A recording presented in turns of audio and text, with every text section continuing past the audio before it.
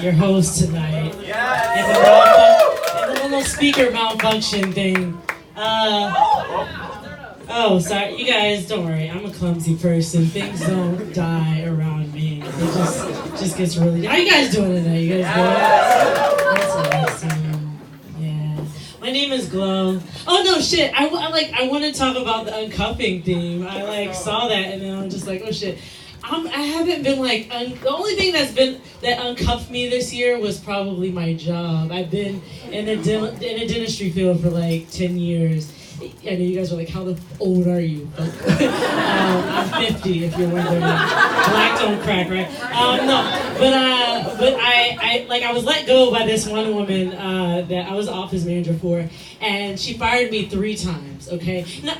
I know there's a lot of explaining to do, but the thing about it is it's hard to. I know it's weird. You give up after the first try, 3 times, that's a lot, right? But I realize that I'm the same way in relationships. You know what I mean? You gotta let me go 3 times because each time I'm gonna be like, you sure? You're absolutely sure? I'm a good person. I just want you to know that I'm a goat and I'm not gonna come back.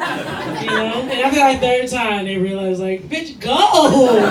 They hold a knife up to me. If you don't get the fuck out of here. No, I'm not that girl. I swear I'm not that girl. Anyways, my name is Glo, that's short for Gloria, if you guys are wondering. Yeah. I was born in one of those families where they nickname you based off of something tragic in your life, or the way you look. Yeah, so I have a cousin who we nicknamed Crack Baby. Yeah. No, it's not bad. It's not that she was born a crack baby, it's just that she smokes so much crack she pretty much looks like a baby now. She's really good, guys. Yeah. And the thing about it is when white people come around, we just call her CB for short. You know what I mean? We don't want anything to happen to our crack baby. We don't want anything we don't want anybody to take our crack baby away from us. You know? She's gonna do crack under our roof. You know what I mean? Black families, we gotta stick together more. You know what I mean? That's I know, girl. I grew up with that shit. No, but that's my dad. That's my dad's side of the family. My dad was interesting. He actually moved us out of the hood when I was 5 years old. Okay, so the thing about it was because my dad was I don't want you guys to grow up like this, right? And he was instead I'd rather teach you guys what it's like to be in the hood, but I don't want you guys to grow up like this. It's twisted, right? So I remember there was one time when I was 6 years old and I was scared of the boogeyman. Okay. And I remember getting up at 2 a.m. in the morning, and I told my dad that the boogeyman was underneath my bed. All right. So my dad got up with me. He stood at the foot of my door, let me go in my room first, and then when he went to my bed, he lifted up the sheets and he was like, "Where is that nigga?" And holds his hand up like a gun. And he's like, "Pow, pow, pow, pow, pow." I was like, "You got it, Daddy?" He was like, "3 more rounds, pow, pow." You guys, I heard gunshots for the first time at 6 years old. From my dad's mouth, man. Some real shit. I know it was Father's Day recently. My dad died when I was 8 years old. And my brother's 2 years old. I have an older brother who's 2 years older than me. And the thing about it is I resented him growing up because my dad taught my brother so much before he died because he was sick. So at 10 years old, my brother knew how to act when he got pulled over by a cop, right? Or when it came to sex, my brother knew how to pull out quick enough. You know what I mean? Because my dad taught him that shit, right? But when it came to me, my dad was like, you know what? I don't want any boy in your life ever until 35 years old. Not even friends. I don't even want you, until you're 35, you can't see or date a boy at all. You know what I mean? And then I feel so after my dad died, I feel he gave me superpowers because he made me gay. I was before 8 years old, I was not gay. Yeah, that happened. Something really weird happening recently. I feel I can talk to you guys about it. So alright. So me being a lesbian, I feel alright, anyway. So I have straight guy friends, right? And anybody else? Alright, anybody in the audience, lesbian, and you have straight guy friends and they're weird around you for certain things? No? Okay, just me. Alright, that's good to know. Alright, so I actually, no, recently, one of my guy friends, straight guy friends, said something funny, so I accidentally called him cute. I was that was cute, and it was that was cute what you just said, but I just said, like, that was cute. And he thought I was telling him that he was a cute person. So he literally stood there and stared at me as if he just walked in on me naked. You know what I mean? It was the weirdest shit. And I'm looking at him, like, staring at him, and he's looking at me, and we're both wondering, like, who's gonna run out of the room first? Because he looked at me as if, like, he just converted me over, like, to, like, this new thing, right? And the way I said it to him, you guys, the way I called him cute was like as if your bro told you you were cute. You know what I mean? I was like, man, you're cute, whatever. You know, like, I was like so stupid.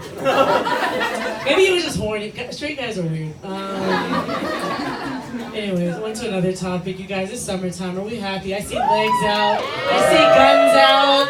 I'm watching the guns. I'm watching the legs, especially the legs. And the boobs. No, I don't even call it summertime anymore. I call it festival season because I feel like that's what we do all summer, right? So, like, I'm from South Carolina, okay? Whoa! You got North Carolina, not the same, but we from the South. You from South Carolina? No, what the fuck? Over here. Is this clear? Is this loud enough? Columbia, yes, I went to USC. I didn't see you on my left side. I'm so sorry. She's looking at me like, dude, Trevor's here this like 20 million times. I'm from Charleston, South Carolina, all right? So before I moved up to Brooklyn, I wanted to make sure I blended in, right? I was like, oh, I want to act like I'm from Brooklyn, so like I bought up all the festival season. I bought up all the festival tickets for the season, right, for the summertime. And when I moved up here, my friends were like, what the fuck did you do that for? You're going by yourself, okay? But I bought a $200 ticket to Made in America. Have you guys ever been out there? No? Exactly, because nobody in this shit can afford that, right? So I bought a $200 ticket to Made in America, and I thought for $200, I'm gonna walk through those gates and see fucking Cardi B and Beyonce, like fucking breastfeeding on the lawn, all that shit, right? No. I walk in and I see 12-year-olds and 15-year-olds who escape from their parents for the weekend.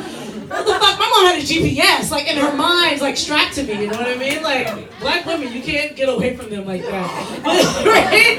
So, I remember, like, going in there, and I'm looking at all these kids, like, take all types of drugs, and they're taking alcohol, and they're passing out, whatever, you guys, and I'm getting freaked out, you know? So I took it upon myself to sell my weed to them, because I felt like my shit was safe, and I'm here for the kids, you know what I mean?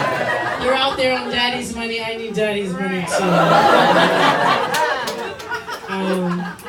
One thing that was free, I did go to a Patti LaBelle concert recently. Y'all know Patti!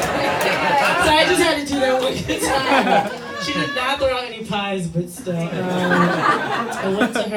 I went to see Patti LaBelle perform a few weeks ago, and that shit was so lit, man.